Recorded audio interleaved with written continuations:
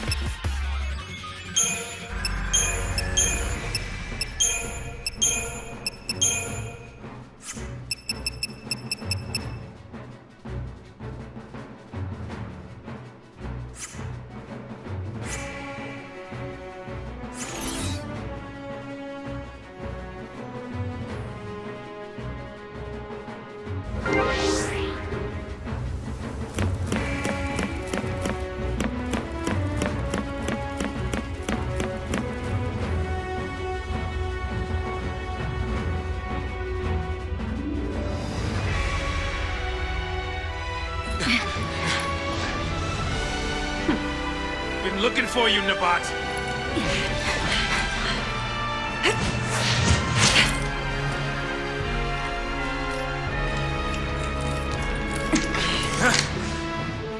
Your Eminence, please escape. I'll cover your retreat. Why don't you leave, Jill? Or rather, take your leave. Humans have no business here. What? Your Eminence! What? Magic?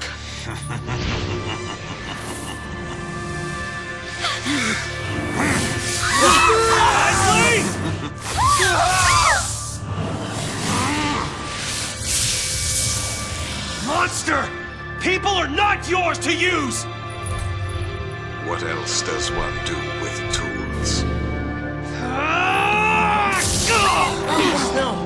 Cocoon is a factory built by Fal'Cie, a factory for the mass production of human thralls. Not anymore, it's not. What can mere men do? Without our help, death is all of which you're capable. You saw the fools, a mindless mob drunk on fear of a viewless sea. If they only knew a lassie was the one filling their glasses! Lassie? You mean me? Oh, child, perish the thought.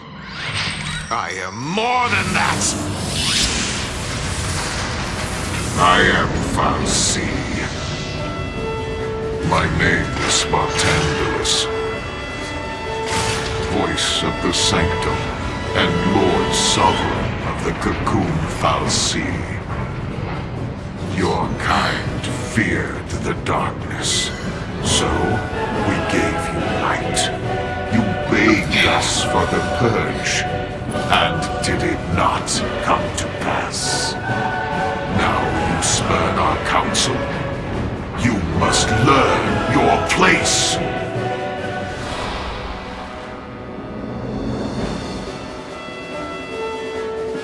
Cocoon's nothing to you? Take this!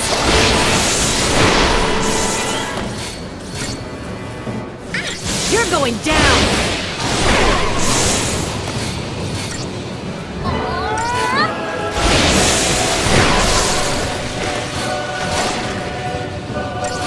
What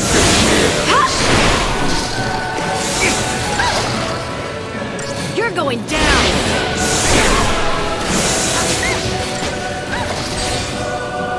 Primarch!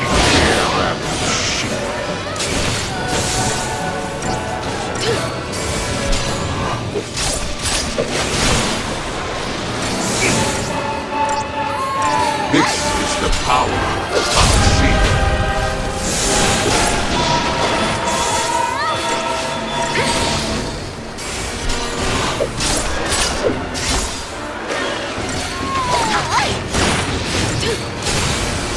You are ignorant of the place.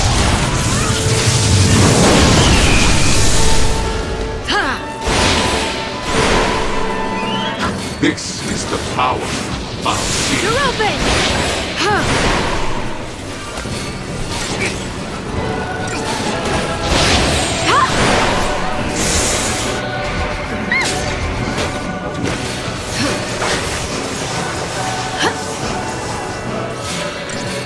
This is the Thanks. power of sea.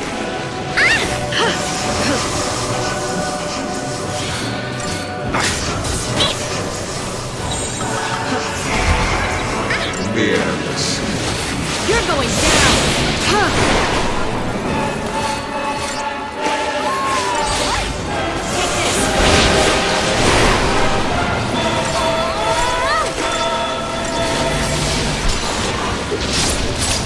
My name is Ragnarok.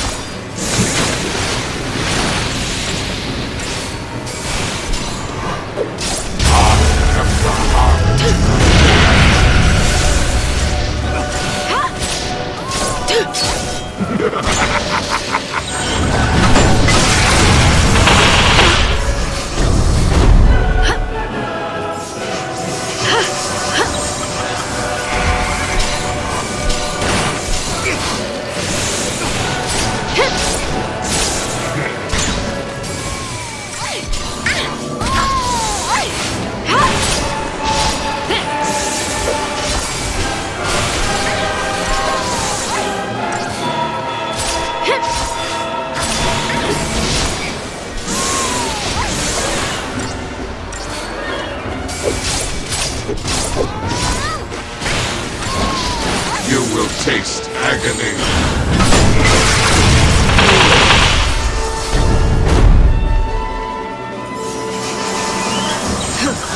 Follow my lead! So it.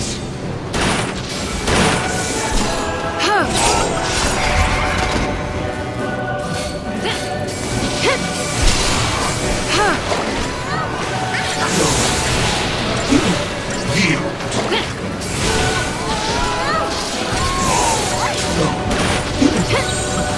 Let's go!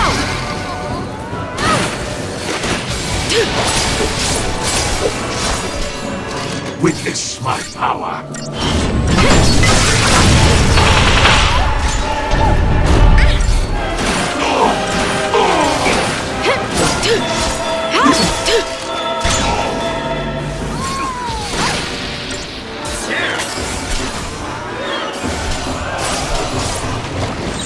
You will know terror.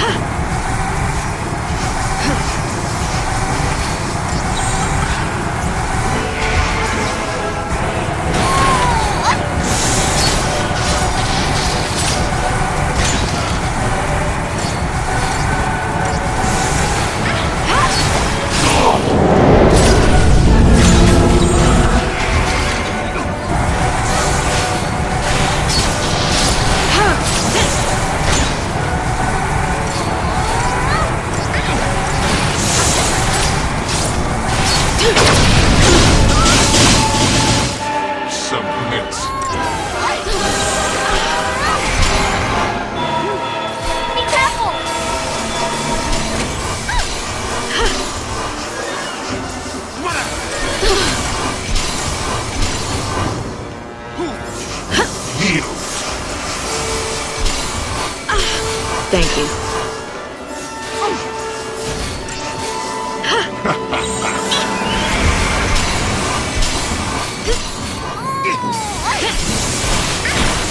You will taste agony.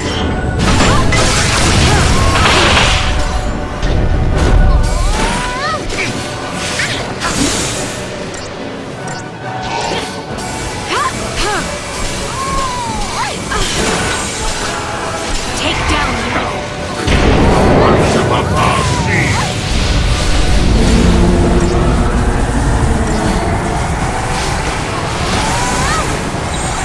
Barthandelus!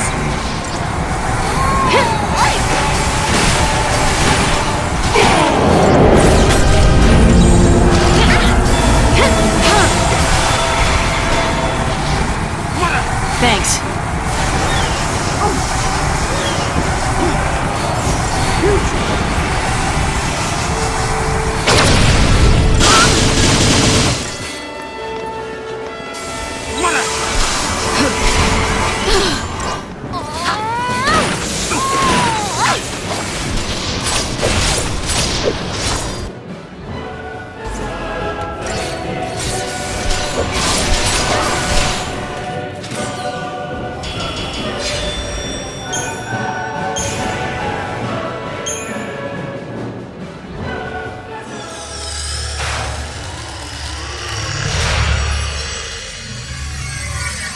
Valsea running the Sanctum. Then, I guess it wasn't Eden controlling things after all. As I said, I am Lord Sovereign. Guess Valsea don't go down as easy as the rest of us. Ease is not the issue. You have not fought to win. You should know quite well already the sure way of dispatching our kind. Ragnarok.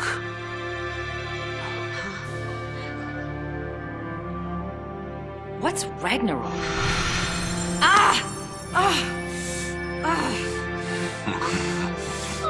Pitiful Lassie, you've forgotten your focus. Ragnarok is the beast one of you must become in order to lay waste to Cocoon. You have had the dream. One among you will become that monstrosity. Defeat Orphan and destroy Cocoon. Orphan?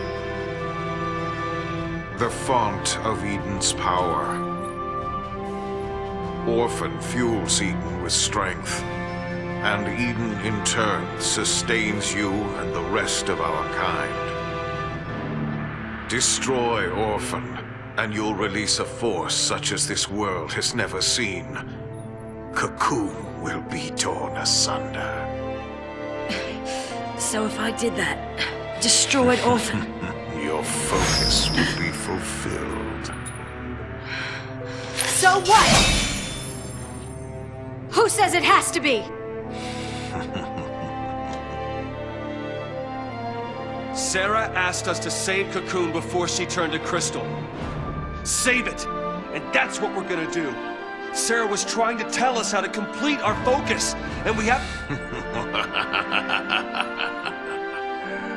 Allow me to help you see the truth of things. The moment you arrived, your friend wept crystal tears. This was because her focus required that you be brought together. That girl did nothing but assemble the tools for Cocoon's destruction. Did it never occur to you? Or did you simply refuse to countenance the thought? If you will not face the truth, then face the peril of your plight.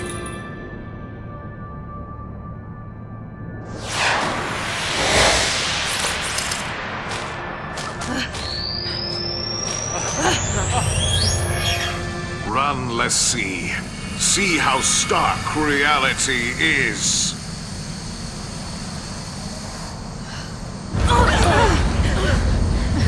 Come on!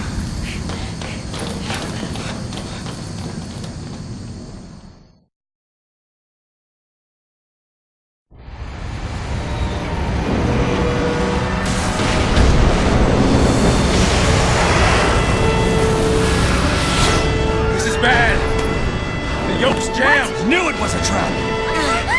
Something's coming! Not so fast, Lassie.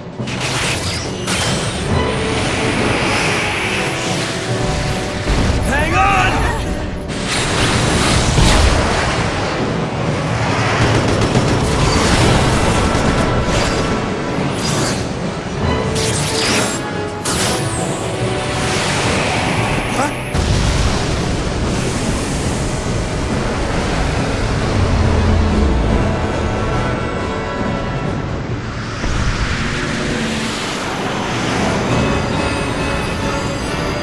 What kind of ship is this? Fighting on its own?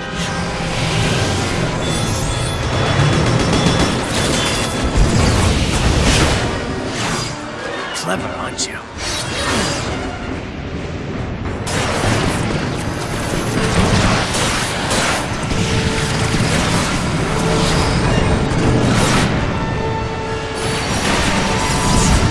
Can't we do something? Captain, I give up!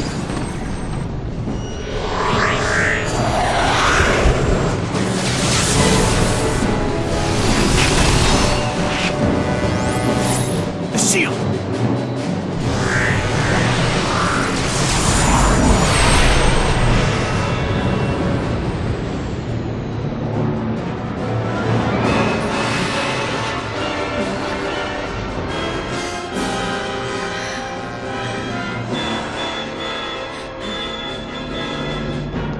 Saz, look out!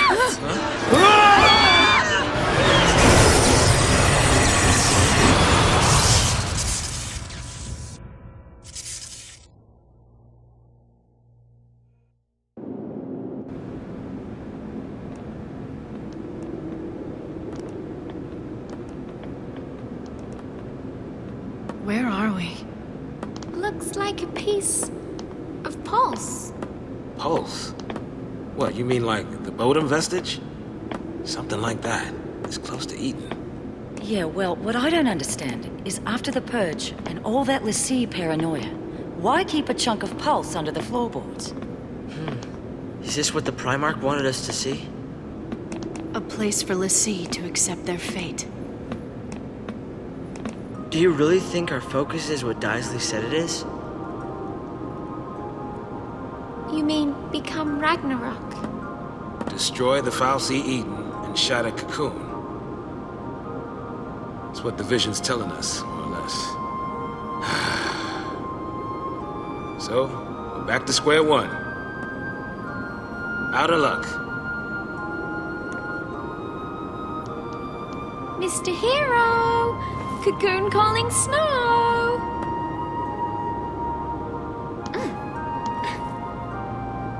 It's almost like Daisley wants it to come true. Seems that way. You sure didn't mind explaining it. Here's your focus on the silver platter. But that doesn't make sense. I don't get it. Why would a Cocoon Foul Sea want to destroy Cocoon? Maybe it's a Foul Sea thing. You know what I mean? Some grand design we just don't understand. Hey, Snow! Nothing from you?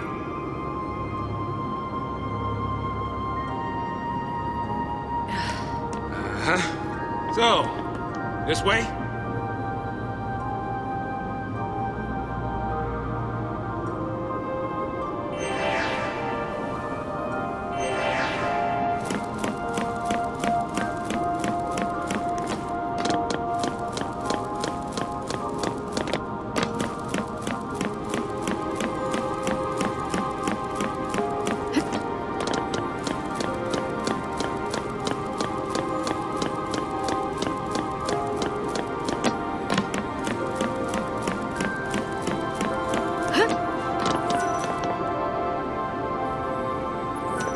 Wish I could say it was my piloting skills that saved us back there, but it wasn't. Truth is, the ship handled all the flying and shooting. I'm not talking about some jacked up autopilot either. Something wanted us to make it out of there, and made sure we did.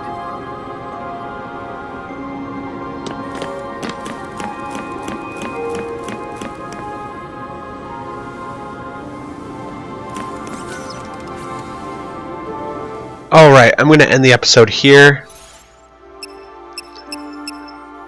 We're going to go into the Datalog.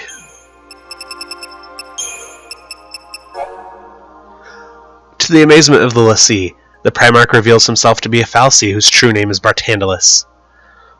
Showing nothing but contempt for his human tools, he proceeds to casually slaughter Colonel Nabat and her subordinates. Barthandelus then shrugs off the lessee's attacks, and, with mocking laughter, declares his intention to enlighten them. In order to fulfill the focus given to them by the Pulse fal'Cie, he states one of the lessee must become Ragnarok and bring about the end of Cocoon. Sarah's task was simply to assemble the tools to achieve this end, to bring Snow and the others into contact with the lower world being. Her wish that they protect Cocoon was just that, a wish. It had nothing to do with her or their focus. Confounded by the naked truth, the dumbstruck lessee flee the plummeting Palamecia on an airship provided by Barthandelus. Their craft is guided by an unseen power that protects them from Colonel Rosh's onslaught and flies them towards the reality hidden beneath the capital of Cocoon.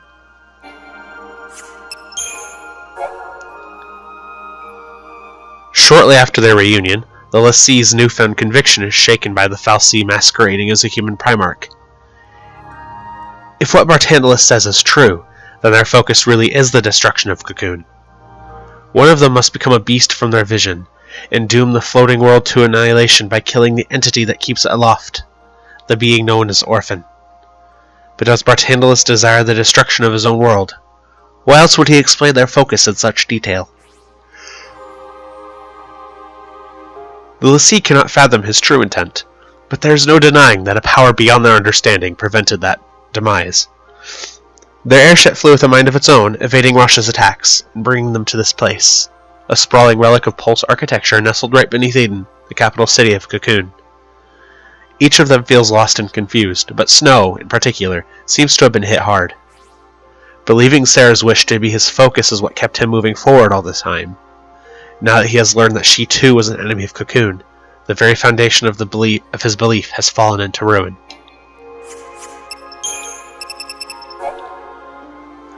Sarah is Lightning's younger sister and Snow's fiancée. Also a Pulse lessee, she has gained eternal life and slumbers in crystal stasis. Snow believes their focus is to save the world as Sarah wished, but Barthandelus explains that her task was simply to gather the tools for Cocoon's destruction. Was Sarah nothing more than a pawn, an unwitting enemy of Cocoon? Acting in the guise of a human Primarch, Gallant Theisley has concealed his true identity as the fal'Cie Barthandelus. He reveals to Lightning and her companions that their focus is for one of them to take on the form of Ragnarok and shatter Cocoon. Despite overseeing Cocoon's prosperity for so long, it seems he now desires its destruction. To that end, he has watched over the fugitive of the sea, and even taken a direct hand in their survival. Jill Nabat is a talented PsyCom officer who graduated at the head of her class. As the supervisor in charge of Daj's testing, she grew close to his father, Saz. However, her kindness was simply a ruse to gain access to the boy's lessee ability to sense Pulse entities. She captures Saz and Vanille and Nautilus, using them as bait in her scheme to draw the other Pulse lessee out of hiding. Jill's plans backfire when her carefully laid ambush is unable to contain the lessee, and Barthandelus disposes of her as he would any other tool. Enemy intel.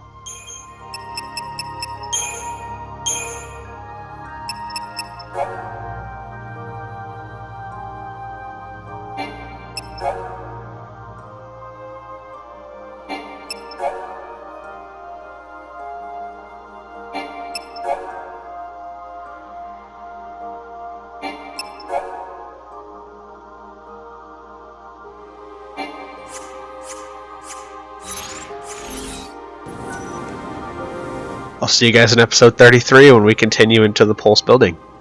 See you guys then.